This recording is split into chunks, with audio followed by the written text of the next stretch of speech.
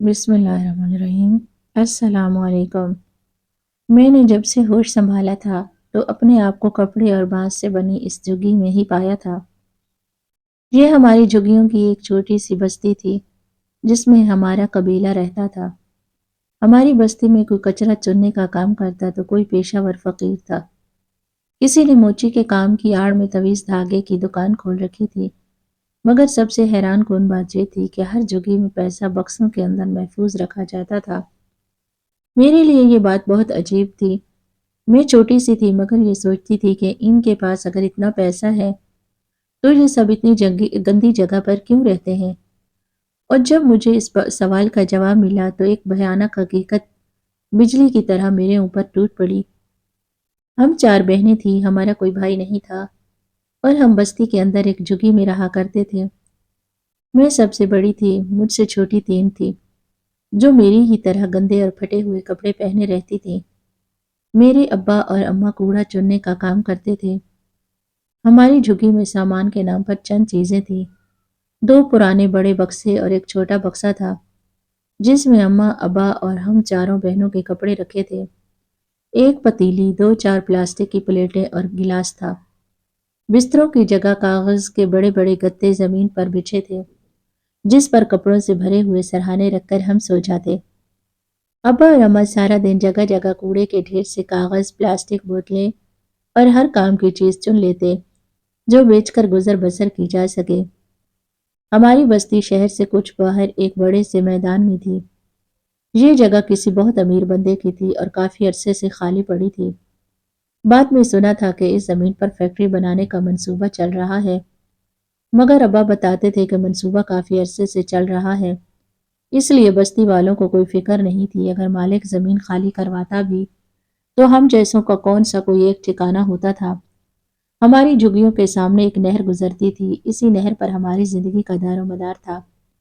عورتیں نہر کے کنارے بیٹھ کر برتن کپڑے دھو لیتی اور ادھر ادھر لگی درختوں کی شاخوں اور جھاڑیوں پر کپڑے پھیلا کر سکھا لیے جاتے۔ نہانے کا کام بھی اسی نہر کے پانی سے ہوتا تھا اور ہم کون سا روز نہاتے تھے۔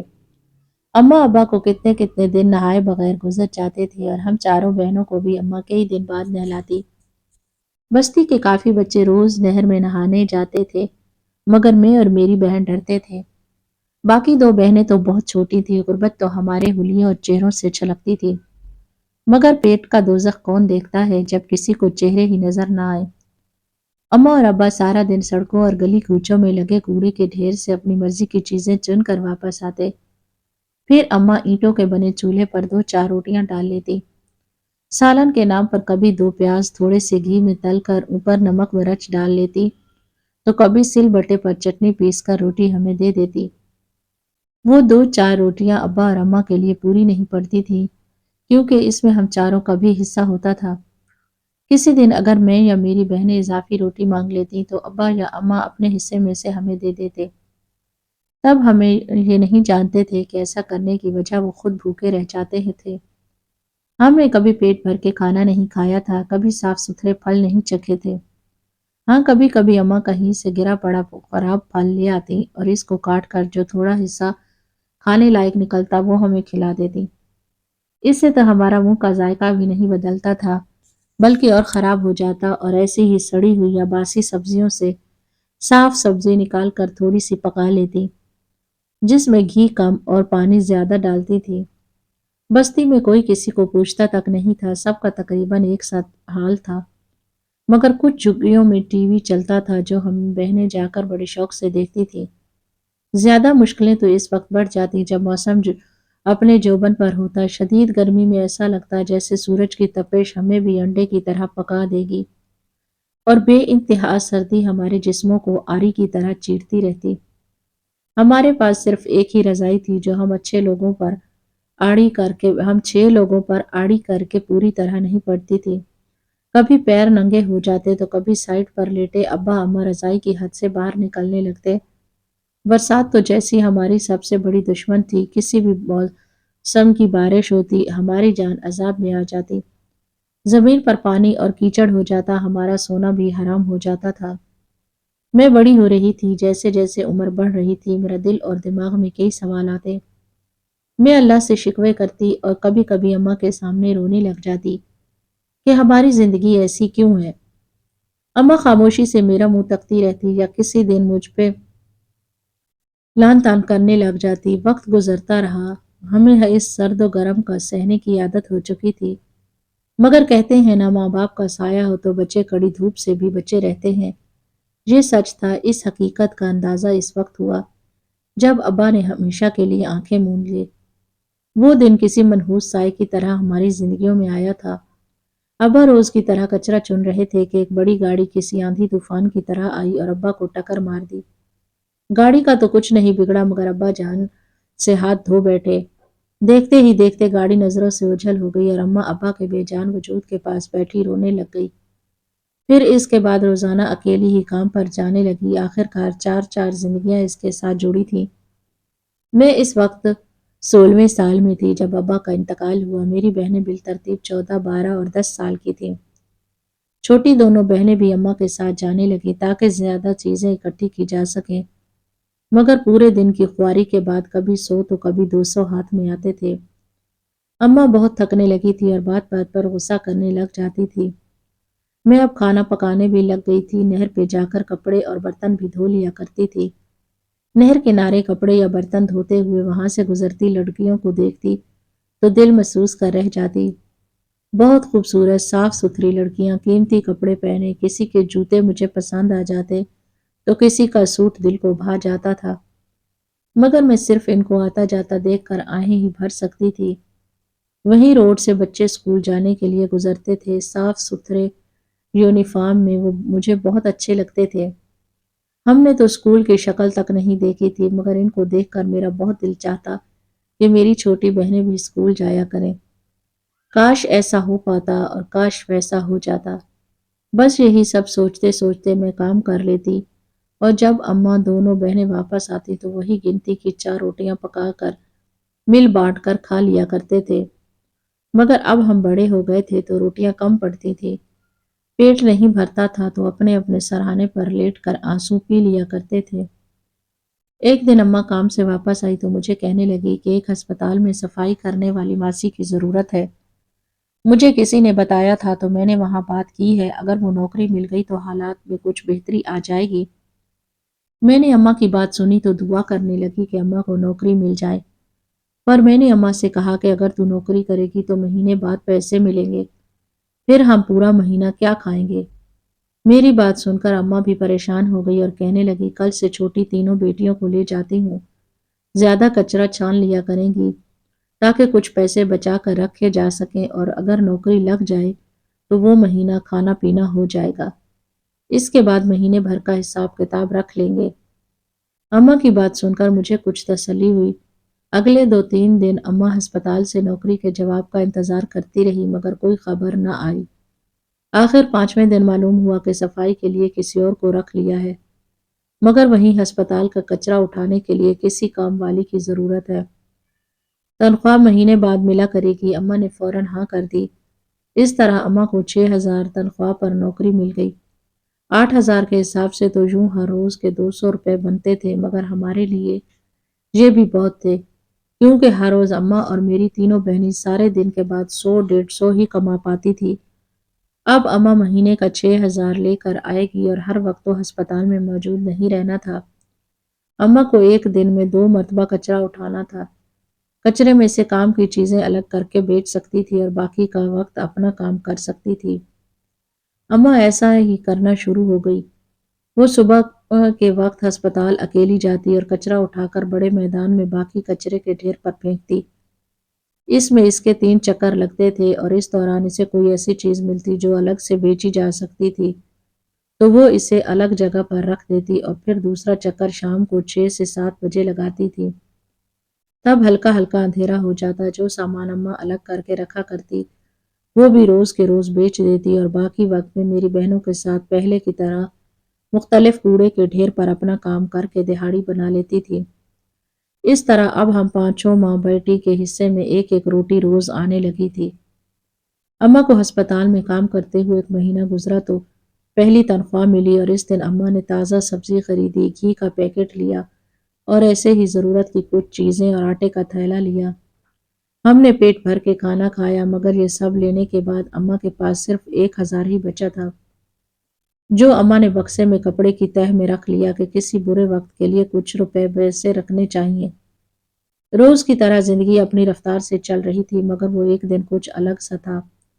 جب پہلی بار اماں بہت خوش نظر آ رہی تھی، اس رات جب اماں ہسپتال کا کچرا اٹھا کر واپس آئی تو اسے معمول سے زیادہ وقت لگ گیا تھا۔ پہلے تو وہ 8 بجے آ جاتی تھی مگر اس رات تو 11 بجے آئی۔ ہم چاروں بہنوں کا پریشانی سے برا حال تھا، انتظار کرتے کرتے میری بہنیں سو گئی اور میں اکیلی ہی بے چینی سے اماں کا انتظار کر رہی تھی۔ پھر اماں آ گئی اور وہ بہت خوش نظر آ رہی تھی۔ آتے ہی جلدی سے اماں نے جلدی سے ایک گلاس پانی مانگا اور مجھے اپنے پاس بیٹھنے کو کہا۔ میں بیٹھی تو اماں نے ایک پوٹلی نکالی اور اس میں سے ہزار ہزار کے نوٹ نکالے۔ میری تو آنکھیں پھٹی کی پھٹی رہ گئی۔ میں نے جلدی سے پوچھا کہ اماں اتنے سارے نوٹ کہاں سے لائی ہو؟ اماں نے فوراً منہ پہ انگلی رکھ کر مجھے آہستہ بولنے کا اشارہ کیا اور کہنے لگی، ارے لڑکی، ہمارے تو وارے نیارے ہو گئے سمجھو۔ اب ہم سکون سے جئیں گے اور مرضی کی زندگی گزاریں گے۔ میں نہ سمجھی کے انداز میں اماں سے پوچھنے لگی کہ وہ کیسے؟ خیر تو ہے، کہیں ڈاکہ تو نہیں ڈال لیا؟ اماں نے کہا، یہ پیسے سنبھال کر بکسے کے اندر کپڑوں میں چھپا کر رکھ دو اور ابھی 2-4 دن انتظار کرو، پھر بتاؤں گی۔ میں نے اماں سے پیسے پکڑے اور بکسے میں رکھ کر خاموشی سے اماں کے پاس لیٹ گئی۔ مگر پیسوں کا سوچ سوچ کر مجھے تو نیند ہی نہیں آ رہی تھی۔ اماں بھی کروٹیں بدل رہی تھی، یقیناً وہ بھی اسی وجہ سے بے چین تھی۔ دوسرے دن بھی ایسا ہوا، اماں دیر سے آئی مگر اپنے ساتھ ہزاروں کے نئے نکور نوٹ لائی تھی۔ میں نے وہ بھی اماں کے کہنے پر بکسے میں رکھ دی اور پھر اگلے دن ہماری جھگی میں عید تھی، کیونکہ اماں اس دن گوشت لائی تھی اور ہم سالوں بعد گوشت کھا رہے تھے۔ اتنا لذیذ کھانا میری بہنوں نے زندگی میں پہلی بار کھایا تھا۔ وہ بہت زیادہ خوش تھیں۔ اماں نے کہا کہ اگر ہم ایسے کھائیں پیئیں گے یا اپنی مرضی سے زندگی گزاریں گے تو قبیلے والے ہمیں نظر لگا دیں گے، حالانکہ وہ سب خود اندر ہی اندر بڑے پیسے والے ہیں، مگر ہمیں کون سا کوئی پوچھتا ہے، اس لیے ہم یہ بستی ہی چھوڑ دیتے ہیں۔ اور پھر چوتھے دن اماں نے کسی کرائے کے گھر کا انتظام کر لیا اور ہمیں سامان باندھنے کو کہا۔ بستی میں کہہ دیا کہ ہم کسی رشتہ دار کے پاس جا رہے ہیں اور وہیں رہیں گے۔ سامان کے نام پر ہمارے پاس صرف کاٹھ کباڑ تھا اور چند پھٹے پرانے کپڑے تھے۔ ہم سب کچھ لے کر اماں کے ساتھ کرائے کے مکان میں اسی شام پہنچ گئے۔ زندگی میں پہلی بار ہم نے پکا مکان اندر سے دیکھا تھا۔ اس مکان میں 2 کمرے تھے، برآمدہ اور کچن بھی تھا۔ باتھ روم دیکھ کر میری بہنیں فوراً نہانے لگ گئیں۔ میری اماں تو پکے فرش پر بیٹھ گئی اور مجھے کہنے لگی، جلدی سے کچن میں جا کر سامان نکال لو۔ میں نے حیرانی سے پوچھا، اماں کون سا سامان؟ اماں کہنے لگی، جاؤ تو صحیح اندر جا کر دیکھو۔ میں جب کچن میں گئی تو وہاں آٹا، چاول، دالیں، تمام مسالے اور بھی بہت کچھ پڑا تھا۔ اماں اور ہم چاروں بہنیں اتنی خوش تھیں کہ کبھی زندگی میں نہیں ہوئی۔ اماں نے ہمارے لیے کھانا بنایا اور سامنے بڑے مزے سے وہ کھانا کھایا۔ اس سے اگلے دن اماں کام پر نہیں گئی بلکہ ہمیں لے کر بازار گئی اور ہم نے اپنے لیے 2 جوڑے نئے خریدے، جوتے لیے اور اپنی اپنی پسند سے شیمپو، صابن اور بھی ایسی کئی چیزیں خریدیں۔ گھر آ کر اماں نے زبردست سا گوشت کا سالن بنایا اور ہم سب نے خوب پیٹ بھر کر کھانا کھایا۔ اس سے اگلے دن اماں کام پر ہسپتال گئی اور میری بہنیں میرے پاس ہی گھر میں رہیں۔ اب ان کو کام پر جانے کی ضرورت نہیں تھی۔ شام کو اماں آئی تو واپسی پر گھر کے لیے کچھ فرنیچر لے آئیں جو گاڑی پر تھا اور 2 آدمی وہ سامان اتار کر گھر میں رکھ رہے تھے۔ ہماری خوشی کا کوئی ٹھکانہ نہ تھا۔ اب گھر میں 2 بڑے بیڈ، ایک الماری اور میز کرسیاں، بہت اچھے برتن بھی موجود تھے۔ ہم بہنیں نہا دھو کر صاف ستھرے کپڑے پہنتی تو ہمیں اپنا آپ ہی عجیب سا لگتا تھا۔ ایسے ہی کرائے کے گھر میں آئے ہمیں 1 مہینہ گزر گیا۔ اب اماں ہفتے میں 2-3 مرتبہ بہت سارے پیسے لانے لگی اور وہ پیسے الماری میں جمع رکھ دیتی۔ مجھے بہت زیادہ تجسس تھا کہ آخر اتنے پیسے اماں کے پاس کیسے آتے ہیں۔ میں نے پہلے بھی پوچھا تھا مگر اماں ٹال گئی تھی، پر اب میرے بار بار پوچھنے پر اماں نے ایک دن مجھے بتایا کہ وہ ہسپتال کا جو کچرا اٹھاتی ہے وہاں سے ہر دوسرے دن کوئی ایسی قیمتی چیز مل جاتی ہے جو ہزاروں بلکہ لاکھوں میں بکتی ہے۔ میں अम्मा की बात सुनकर इतनी हैरान हुई कि आखिर कचरे में से ऐसा क्या मिलता है अम्मा को, जो हजारों के कितने नोट अपने साथ लाती रहती है। इस घर में आए अभी हमें 3 महीने हो गए थे। एक दिन अम्मा ने हमसे कहा कि सब तैयार हो जाओ, एक बहुत बड़ा सरप्राइज देना है तुम सबको। हम चारों बहनें खूब तैयार होकर अम्मा के पास आ गईं और वो हमें टैक्सी में बिठाकर एक बहुत ही शानदार इलाके में ले गईं, जहाँ निहायत खूबसूरत कोठियाँ थीं। एक कोठी के सामने टैक्सी रुकी तो हम सब उतर कर अंदर चले गए। वो इस कदर शानदार महल नुमा कोठी थी जिसमें दीवारों पर शीशे और कीमती पेंटिंग्स लगी थी। इसका फर्श चमक रहा था और फर्नीचर से भरा हुआ घर था ये। हर जगह सोफे, कुर्सियां, मेज और जाने क्या कुछ पड़ा था। अम्मा ने हमें कहा कि जाओ अपने लिए एक एक कमरा पसंद कर लो। ये हमारी अपनी कोठी है, आज से हम यहीं रहेंगे और कोई हमें कभी से निकाल नहीं सकेगा। अम्मा का इतना कहना था कि खुशी से हमारी चीखें निकल गईं। हमने तो कभी ख्वाब में भी ऐसे घर नहीं देखे थे। अम्मा कह रही थी कि ये हमारा घर है। हम भाग भाग कर कमरे देखने लगे। हर कमरे में बेड, अलमारी, टीवी, हर चीज थी। हम चारों ने एक एक कमरा पसंद कर लिया तो अम्मा ने अपना कमरा पसंद किया। इसके बाद हम किचन में गए। बाथरूम में बड़े बड़े टब लगे थे। मुझे समझ ही नहीं आ रहा था कि हमारा इतना आलीशान घर कैसे हो सकता है। भला हम यहाँ अकेले इतने बड़े घर में कैसे रहेंगे। इसके बाद अम्मा ने हमें बाजार जाने का कहा। बाजार से बहुत सारी खरीदारी के बाद हम वापस आ गए, खाना खाया, अम्मा के कमरे में बातें करने बैठ गए। वो रात हमारी जिंदगी की बहुत खूबसूरत रात थी, जब हम पहली बार नरम मुलायम मखमली बिस्तरों पर सो रहे थे। मुझे तो सारी रात नींद नहीं आई और शायद ही हम में से कोई सोया होगा। मैं सबसे बड़ी थी और अब अक्ल और शऊर के इस दौर में दाखिल हो गई थी, जहां मुझे सही और गलत का फर्क महसूस हो। शुरू में कुछ दिन तो मुझे ये मुफ्त का रुपया, पैसा और ऐशो आराम बहुत अच्छा लगा, मगर फिर मुझे अजीब अजीब से ख्याल सताने लगे और तजस्सुस तो अपनी जगह बढ़ता ही जा रहा था। मैं देखना चाहती थी कि आखिर क्या चीज़ अम्मा को कूड़े से मिलती थी जो हजारों और लाखों रुपए अम्मा को मिल जाते थे। मैंने अम्मा से इस बारे में दोबारा तज़किरा नहीं किया, मगर मैं अब अम्मा की हर हरकत पर और बात पर नज़र रखने लगी थी। वो रोज़ कितने पैसे लाती थी और हफ्ते में 2 मरतबा जब ज़्यादा पैसे लाती तो मैं दूसरे दिन अम्मा के काम पर जाने के बाद वो गिना करती थी। हैरत से दंग रह जाती जब मुझे गिनती भूल जाया करती, मगर नोट ख़त्म नहीं होते थे।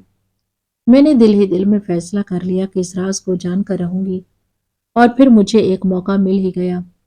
हुआ कुछ यूं कि एक दिन अम्मा को सख्त बुखार हो गया और पूरा दिन पूरी रात अम्मा बुखार से निढाल पड़ी रही। तो अगली सुबह मुझे अपने पास कमरे में बुलाकर कहने लगी कि आज तुम मेरी जगह पर काम पर चली जाओ, क्योंकि आज बहुत ही अहम काम है। अगर ड्यूटी पर ना गई तो मेरी नौकरी खत्म हो जाएगी। अंधा क्या चाहता है दो आंखें। मुझे यह मौका नादिर महसूस हुआ और मैं झट से तैयार होकर अम्मा के अस्पताल पहुंच गई। वहां स्टाफ ने बताया कि पीछे मैदान में कूड़े करकट का ढेर लगता है, वहीं अम्मा काम करती है। मैं थोड़ा घबरा भी गई, सोच भी रही थी वहां क्या होगा। जब मैं पीछे वाले मैदान की तरफ पहुंची, वहां वाकई कचरे का एक ढेर पड़ा था। वहां इस वक्त कोई नहीं था क्योंकि अम्मा की ड्यूटी का वक्त था। मैं कचरा उठाकर पास खड़ी गाड़ी में डालने लगी। अम्मा के कहने के मुताबिक लाल रंग की बड़ी बड़ी बाल्टियों के पीछे बड़े कचरे पर कीमती चीज जो दिखने लगी, मगर जब वहां पहुंची तो मुझे जो नजर आया इससे मेरी रूह लरस गई। एक सफेद रंग का कपड़ा था जिसमें लाल निशान थे। वो ऐसे लग रहा था जैसे कपड़े के अंदर कोई बच्चा हो। मैंने डरते डरते थोड़ा सा कपड़ा हटाया तो वाकई इसमें एक जिंदा बच्चा पड़ा था। मैं कांपने लगी। अचानक वहां खड़ी बड़ी गाड़ी में से एक आदमी की आवाज आई कि जल्दी कर, वहां खड़ी क्या देख रही है, जल्दी से इसे उठा के ले आ और गाड़ी में बैठ जा। मैंने डरते हुए जल्दी से वो बच्चा उठाया और गाड़ी में बैठ गई। गाड़ी आधा घंटा चलती रही, फिर एक जगह रुकी और इस आदमी ने गाड़ी से उतर कर किसी से बात की। वो एक बिल्कुल सुनसान जगह थी। जब फिर बात करने के बाद मुझसे बच्चा लिया। कुछ देर बाद मैं गाड़ी में वापस आकर बैठ गई। मेरा खौफ के मारे बुरा हाल था। 1 घंटे बाद इसने मुझे वापस मेरे घर वाली गली के सामने उतार दिया और मुझे एक लिफाफा थमा दिया। कहा जाकर अपनी माँ को दे देना। मैं थके थके कदमों से घर में दाखिल हुई। मुझे तो समझ ना आ रही थी कि बच्चा कौन था, कचरे पर कैसे आया, और ना मुझे यकीन आ रहा था कि अम्मा ये काम करती थी।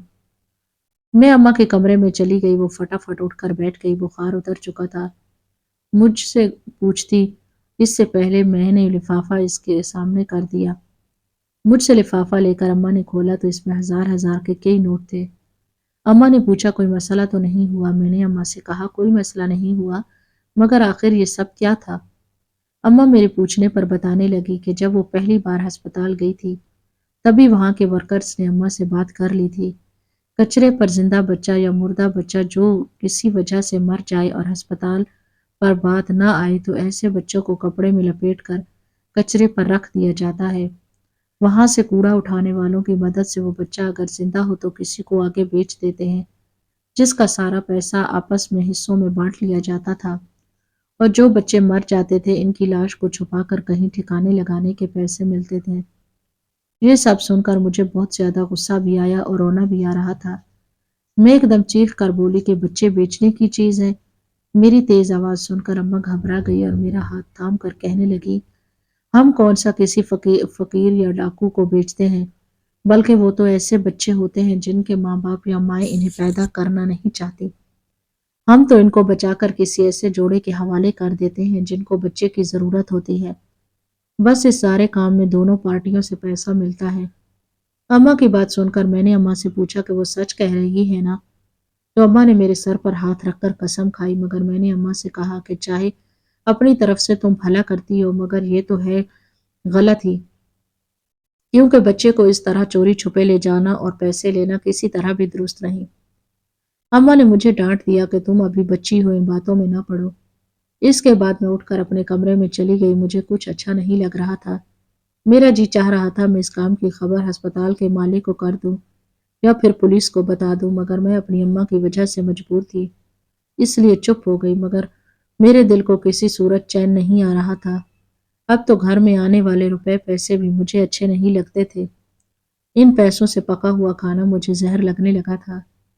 कुछ दिन बाद मेरी सबसे छोटी बहन को तेज बुखार हुआ। वो 12 साल की थी, सबसे छोटी और लाडली थी। इसकी हालत हमसे देखी नहीं जा रही थी, बुखार उतरने का नाम ही नहीं लेता था। दवा भी इसे अच्छे डॉक्टर से लेकर दे रही थी अम्मा, और इसके बाद इलाज में कोई कसर नहीं छोड़ी थी, मगर इसकी हालत संभलने की बजाय बिगड़ती चली जा रही थी। डॉक्टर के कहने पर इसे एक प्राइवेट अस्पताल में दाखिल करवाया और वहां इसके काफी सारे टेस्ट भी हुए, मगर तमाम रिपोर्ट्स ठीक आने के बावजूद इसकी तबीयत में बेहतरी नहीं आ रही थी। वो सूख कर कांटा होती जा रही थी। अम्मा अपना सब काम धंधा छोड़कर इसके सराहने से लगी बैठी थी। इस दौरान अम्मा को एहसास हुआ कि बच्चे माँ बाप के लिए कितनी बड़ी नेमत है और इंसान अपने बच्चों की तकलीफ बर्दाश्त नहीं कर सकता। अम्मा ने अपने गुनाहों की तौबा कर ली और अल्लाह से सच्चे दिल से की गई तौबा को ना सिर्फ कबूल किया, बल्कि अम्मा को वो गुनाह करने से रोकने का जरिया भी बता दिया। दरअसल अम्मा ने चोरी छुपे इस सारे मामले की खबर अस्पताल के मालिक तक पहुंचा दी और उन्होंने फौरी रद्द अमल दिखाते हुए कार्रवाई की और इस तरह ये गंदा काम अस्पताल से खत्म हो गया। अम्मा ने किसी को अपना या किसी का नाम नहीं बताया था, बस खामोशी से वो नौकरी छोड़ दी, दूसरी जगह एक साफ सुथरा काम शुरू कर दिया। इस दौरान मेरी बीमार बहन की तबीयत बेहतर होने लगी। वो जल्द ही अस्पताल से घर आ गई, मगर अम्मा ने इसके घर आने के बाद हमारी कोठी बेचकर एक छोटा घर ले लिया और बाकी सारे पैसे आधा हमारी शादियों के लिए रखा और आधा एक यतीम खाने में फलाही कामों के लिए दे दिया। अम्मा के साथ साथ हम सब बहनों को भी ये सबक मिल चुका था कि किसी का बुरा करके और हराम कमाई से आप चाहे जितना भी महल बना ले, मगर बुरे काम का नतीजा हर हाल में भुगतना पड़ता है। ऐसे ही वो पैसा किसी काम आता है, ना ही दौलत। ये सब इतनी जल्दी जल्दी हुआ कि हमें ठीक से समझने का वक्त तक ना मिला। इस सारे वाक़ये को 1 साल गुजर चुका है, मगर अब हमारी ज़िंदगियों में सुकून है। अम्मा की नई नौकरी अच्छी है, गुज़ारे लायक तनख्वाह मिल जाती है और 2 माह बाद मेरी और मुझसे छोटी बहन की शादी है। मुझे पूरा यकीन है कि हम अपने घरों में अब खुश ही रहेंगे, क्योंकि हमने बुराई का रास्ता छोड़कर सिर्फ सच और हक का रास्ता अपना लिया था।